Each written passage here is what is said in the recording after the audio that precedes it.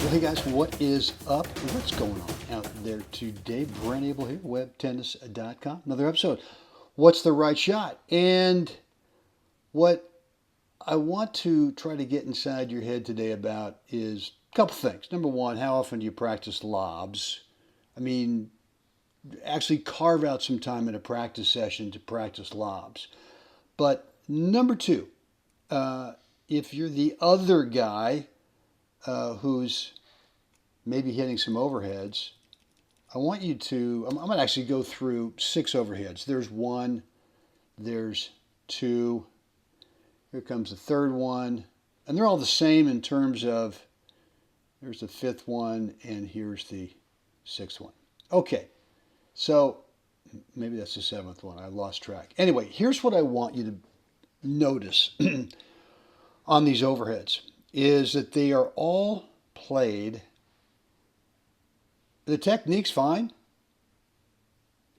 The technique in these overheads, fine in terms of, I love the racket prep. The left arm could be maybe up a little bit more, but it's fine. But I want you to be thinking about where you want your overhead to land on the other side of the court.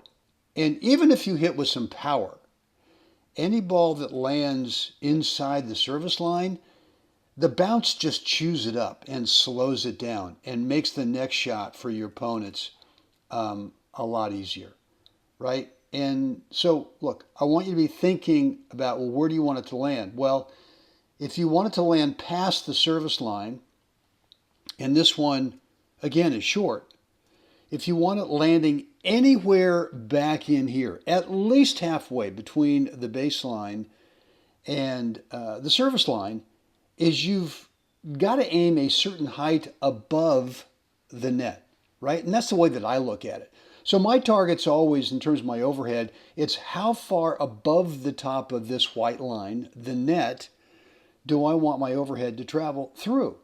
And too often we're just concerned about, you know what, I just want to get the darn thing back in play. And we don't really consider that when you do that, and that's the deepest one of the bunch right there, but even that one's insanely short in here, right?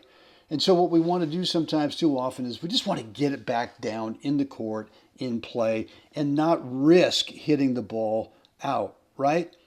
And I think you're better than that. I think that if you start thinking about, I want the ball to land here, but the target to make that happen is a little window above this white line, above the top of the net, I think what you'll find is you can get really consistent with playing it deep and making it much tougher, even if you have the same amount of power, right? So depth on this thing is really, really important. And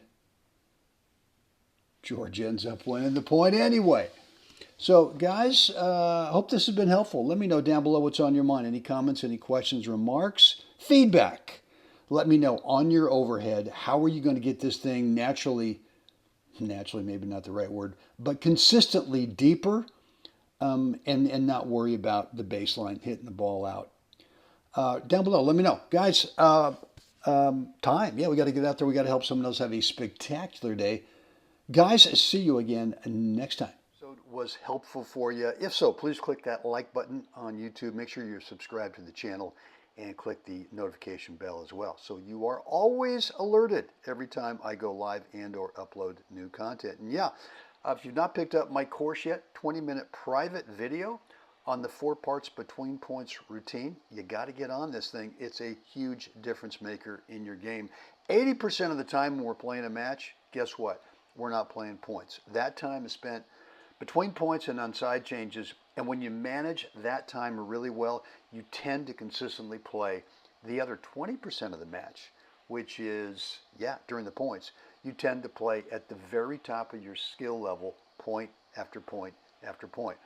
Go on over to webtennis.com, drop in a first name, email address, and you'll get immediate access to that private, free video on my very specific 4 parts between points routine.